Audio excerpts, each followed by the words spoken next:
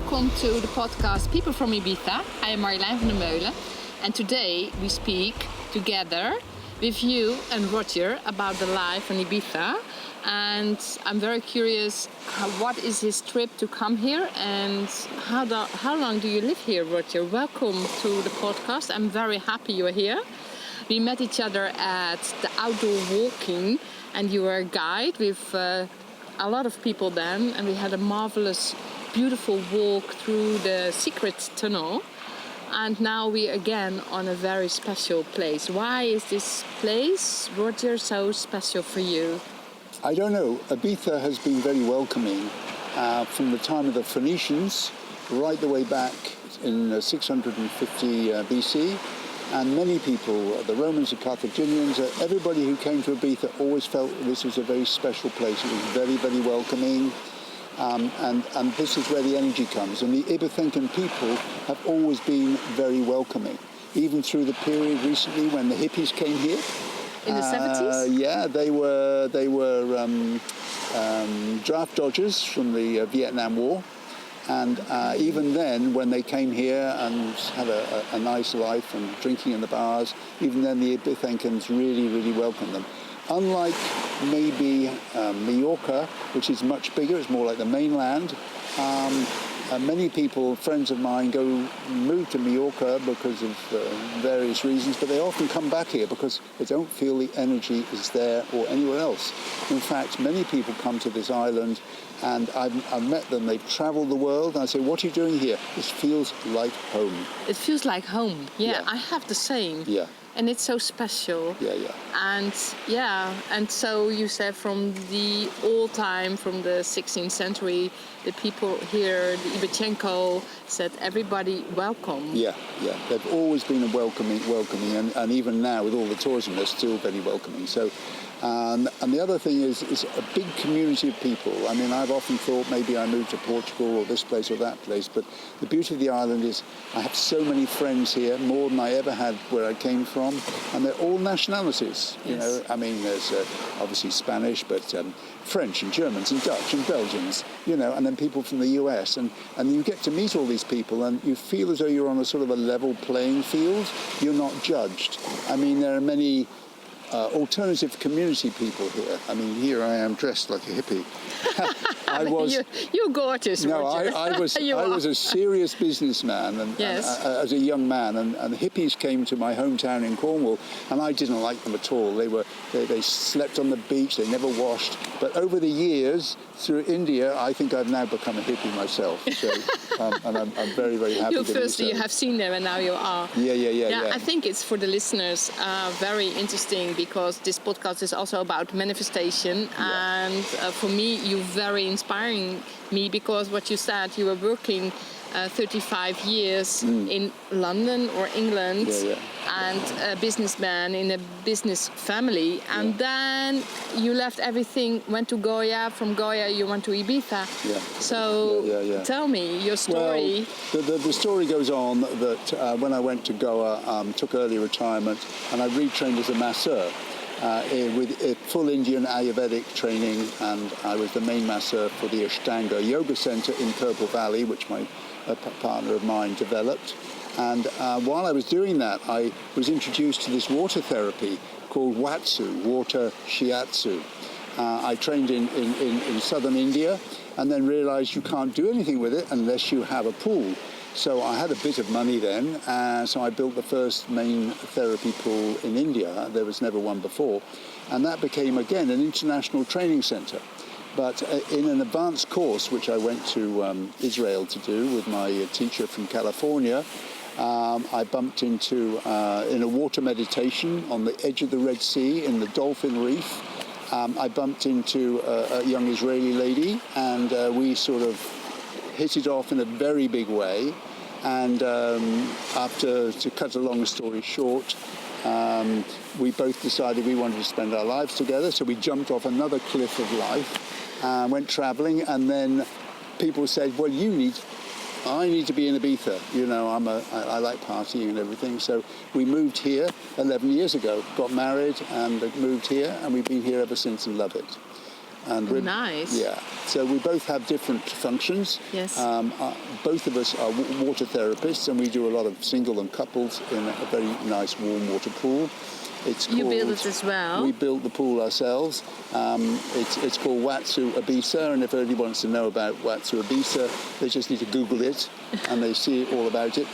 We've actually closed the business now because I don't want to be in business, but we still have the pool to work in, and we're regularly giving couple sessions. Yeah, the pool is we trained as doulas, and we work with pregnancy, so that side of our life is wonderful. Yeah, it is. It is. Water is very beautiful. The nature is very beautiful.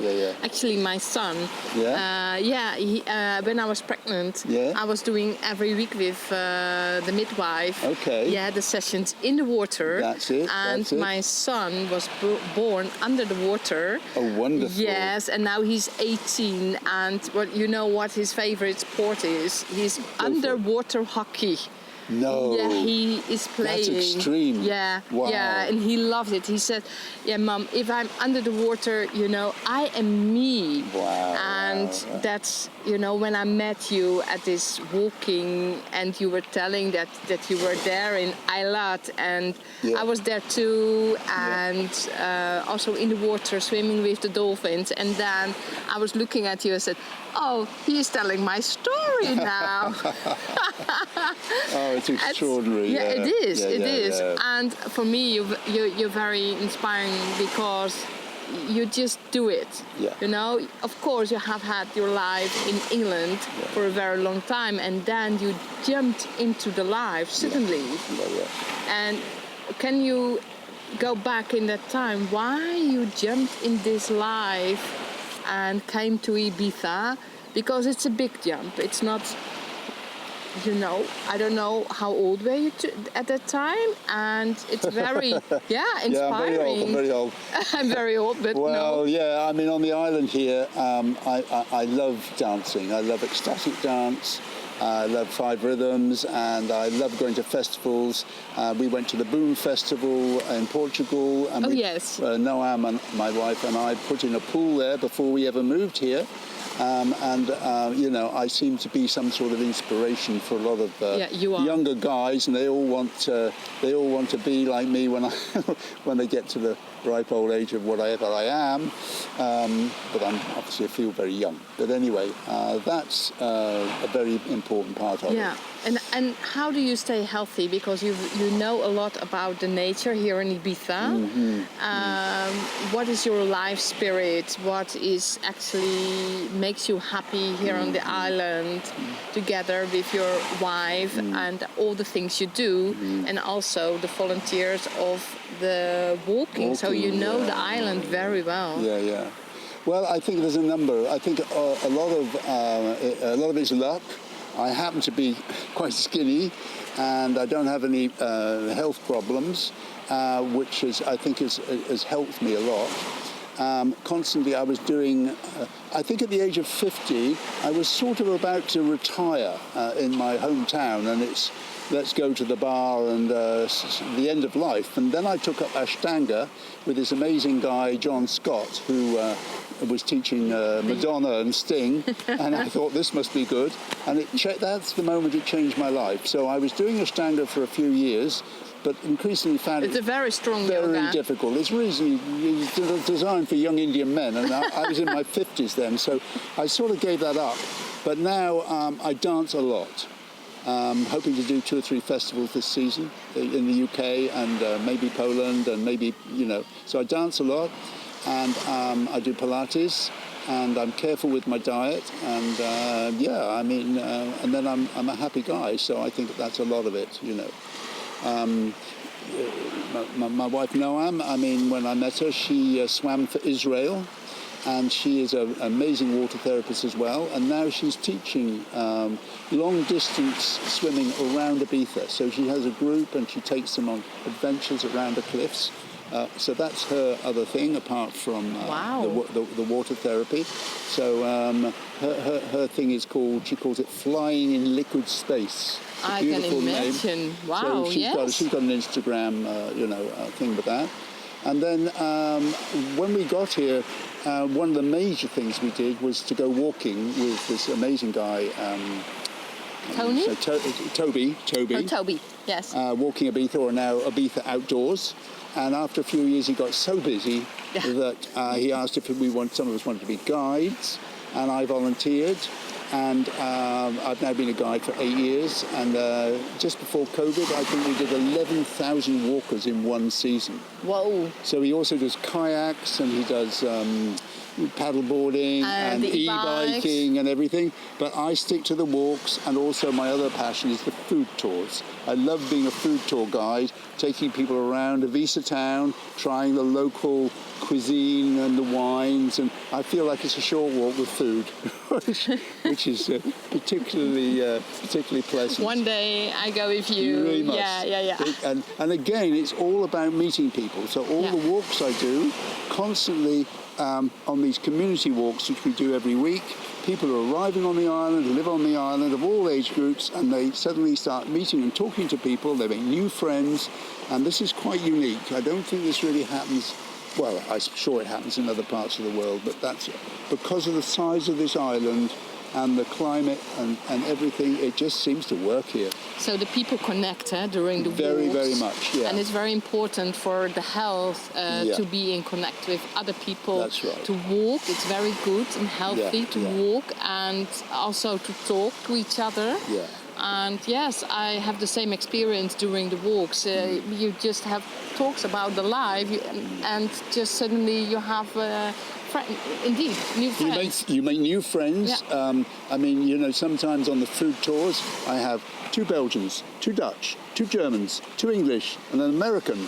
And when they start, it's a bit like, you know, maybe a couple of French. And then by the time they've had a couple of glasses of wine or a beer, then they're all family. You know, it's amazing to see, you know, how people become friends when they can be together and enjoy something. Yes. But they have this the is same the way goal. the world needs to go. You know, it needs to be about personal connections. Yeah. Unfortunately, through this pandemic we've had, it's been quite difficult for people all over the globe. But I think this is the way forward.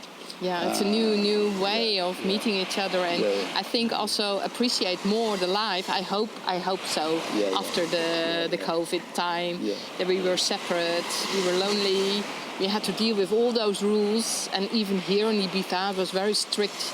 And but now we celebrate freedom in ourselves. That's it.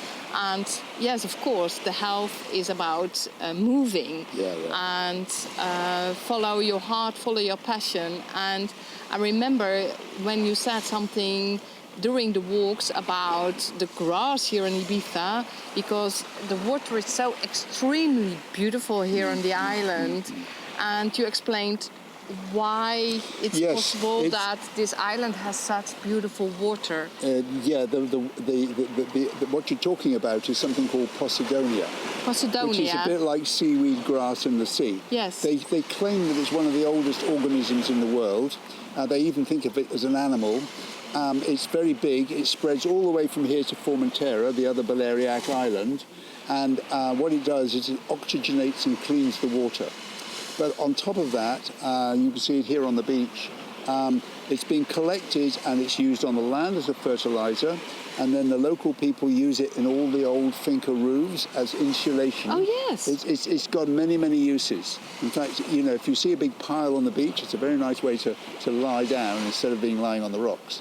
So that's another feature of the island. So it gives the island and it gives the water a lot of oxidants. Yeah. So that's why it's very healthy. That's why it's clean. And that's why we have this wonderful clarity, you know, whereas many places, obviously in the Mediterranean, are more polluted or whatever, but the water here is just extraordinary. It is, it is. Yeah. And it has so... And even in the winter, I mean, I love it because in January here, whatever the temperature of the water is, people say it's cold, but this is the same temperature water as my home in Cornwall in the height of August. And the height of August, everybody's in the sea. Oh, this is wonderful. Same temperature, they come here in winter and say it's a bit cold, but actually it's really nice. I'm really swimming every day here, and then in the winter they say, oh, you swim. I said, yeah, but the the water is warm. I'm from Holland. Yeah, Really, exactly. I'm swimming there as well, but here it's really warm, and That's then they look right. at me. Wow. That's right. Yeah, That's right. yeah. It gives me a lot of yeah. energy as well. The water. I think the element water and dancing. Watsu is also dancing in the water, movement in the water. Just dive in the life is movement. So yeah. Yeah, talking about dancing and water, I also do something else. I've got to start it again soon, and that is underwater contact dance. Wow! So I've got a sound system. I get 12 people in the pool, which is at body temperature because it's a Watsu pool. It's 35 degrees. Oh, it's so nice. It's warm. Yeah, so you know, and then we play underwater music and everything, and then you wear a nose clip and close your eyes and start going underwater, and then you start getting into like mixing with different people. And it's one of my favourite things. Wow. Really it's really good. Yeah, I don't know this yet, but I'm really, if you want to organise this... Yeah, I'm hoping to start again soon. And in fact, I had a dance teacher who brought 2 Dutch professional dance groups to the pool as a way of getting them to relax when they're dancing. That was a couple of years ago, and that proved very, very useful for people. Roger, you have many talents, and just enjoying life, you grab the things what you love and like. When did you start in your life doing that? Because you had a career before, so as many people has, but you are my example, my inspiration, that you can change your life in talent, in happiness, in health, and just follow your stream. I think it's having the courage to let go. I can remember when I was doing my interior design, which was very, very intense, doing these big contracts, and I had other friends in the same business. And I said, I think I'm going to take early retirement and change my life and do something different. I said, oh, well, we all want to do that. Yes. But they were nervous, they were scared. And it's like, you know, every day for 20 years you go to work and you do the same thing. And then one day it all stops. And then what am I doing today? And I never had that feeling. But I know that a number of my friends do. It's typical in the UK. You know, you work all your life, you take early retirement. The man is in the space of his partner or his wife or whatever, who they've been together for all these years, and all of a sudden they're like strangers. Yes. And sadly, in the past, often people, he lost all his friends in work, and you really need to start following a passion. It's doing something. Maybe you want to volunteer. Maybe you want to do many, many things, hobbies. I think I hate that word retirement. It's a case of, no, I want to do different things, and that could be travel, it could be writing, many, many things. Yeah, think about it as listener, what you really want to do. Yeah. If you are in this retirement age and you're still young, you still have all these possibilities, and there's so many things you can do. You can contribute to yourself and contribute to other people like you do. You are very talented in connecting people. And during this walk and your water work and dancing, whatever, it's all about connection. It's all about connections. It's all about encouraging people, supporting people through their own personal process. I mean, so much of the work we're doing in the water is very often with people who've had some really serious trauma. Maybe they've lost a pet or a parent, or maybe they've split up with a long love. Or they've had abuse when they were growing up, and the water has this amazing ability. When you float somebody in body temperature water, then they start to lose where your body begins and ends.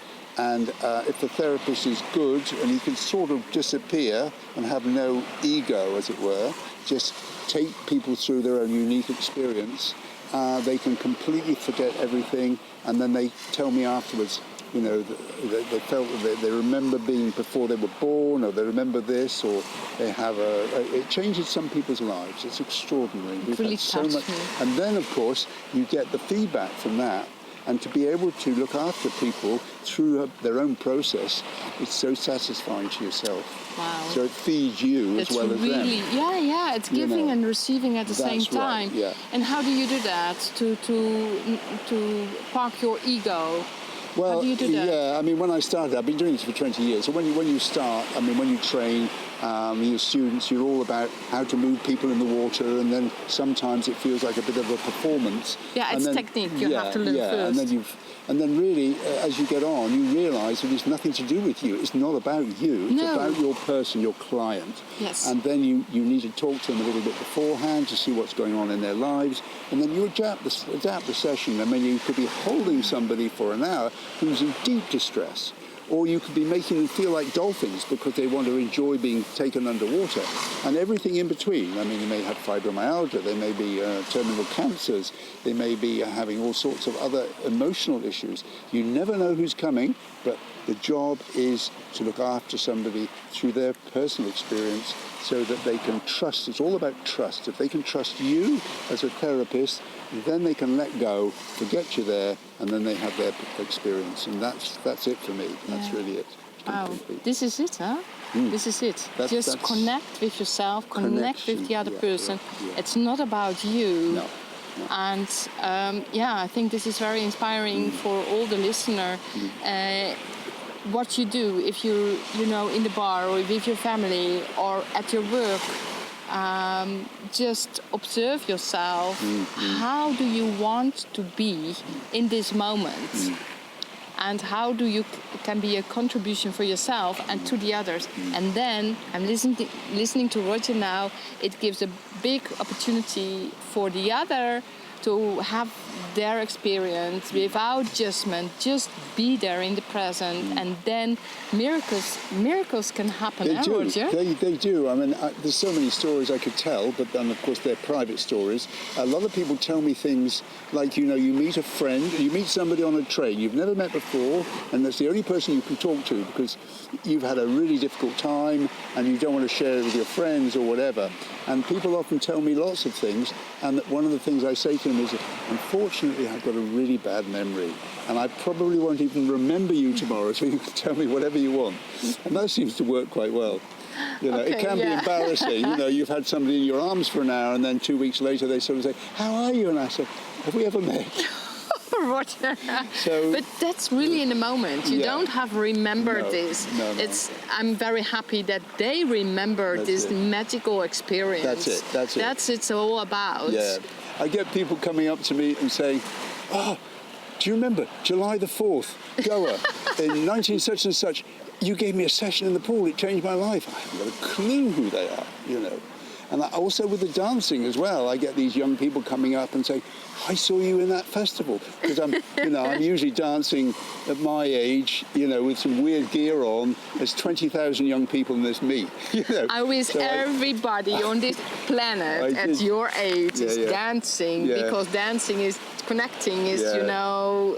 It just gives so much joy, and it's so healthy. So I mean, my children have put a sign above the door: "No dad dancing." No, really. But then all their friends and the people I go to say, "I wish my dad was like you." Yeah.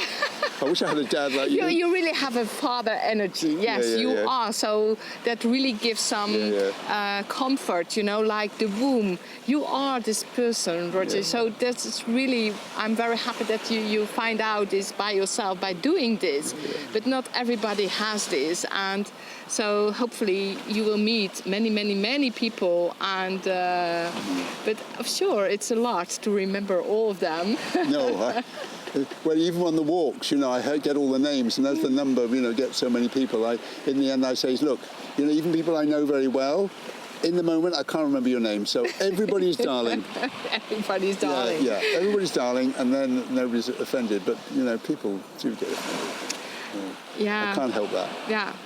Okay, talking with you makes me so happy because I'm 55 and after 30 years I was like, or maybe older, I was dancing and having this passion as you have in your life. So thank you for inspiring me. Not at all, and it all started for me actually when I was 55.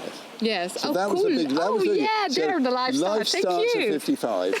And the other thing I found the other day, 2001 I think it was, I had a really serious motorbike accident. I mean, serious that I should have, I shouldn't be here. And that's like 20 odd years ago. So from that moment on, everything was a plus. because I was very lucky. I was So very you had a lucky. very bad experience and a very heavy accident, and from then... Yeah, I didn't break anything. I didn't, but the experience was I wrote off a car completely and the bike. I was thrown in the sky, but I had all the gear on and everything, and just in that moment, I didn't pass to the next life, and that's a long time ago. 21 years, 22 years, something like that. But that's also that something changed in your life? I think so. I think it was a realization, that I could have gone at that moment, and they don't want me up there yet. No. That's the thing. They don't want me yet. I'm very happy for this. Something else useful to do on this earth, So, And it is. Sometimes you have to go through an accident or through an illness or a difficult period so that you get awake. That's right. Yeah. And then the life gives you a hard time, but it seems like a present listening to you. Thank you. Thank you very much. Yeah. And is there something you want to give to the listeners, Roger, about to inspire them, to encourage them, to give them positive vibe, to follow their passion, to travel?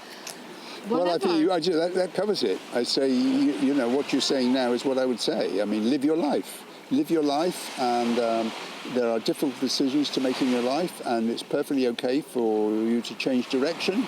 You don't have to be stuck in this place or that place, in this location. It's not easy for a lot of people, and it's easy for me to say these things because I feel in many ways I've been lucky. So I'm sure that a lot of people listening to this, it's just not going to happen for them in that way. But, just feel that make the best of what you have. And that makes you happy. Yeah, totally. Yeah. So you are lucky because you follow this path. Yeah. And yes, follow your path. Thank you very much, Roger. Thank you so much. Thank you so much for inviting me to come and talk. It's too short. Too short. Thank you for listening this podcast and this episode, and love to see you again. And if you like this podcast, just share it with your friends and family, and feel free if you want to listen to more of these incredible people from Ibiza, these beautiful spirits here on the island. Just give a donation, and you can see that at the link in the bio. So thank you very much, and I'm gonna swim for a while now. Feel the water. Thank you, and see you next time.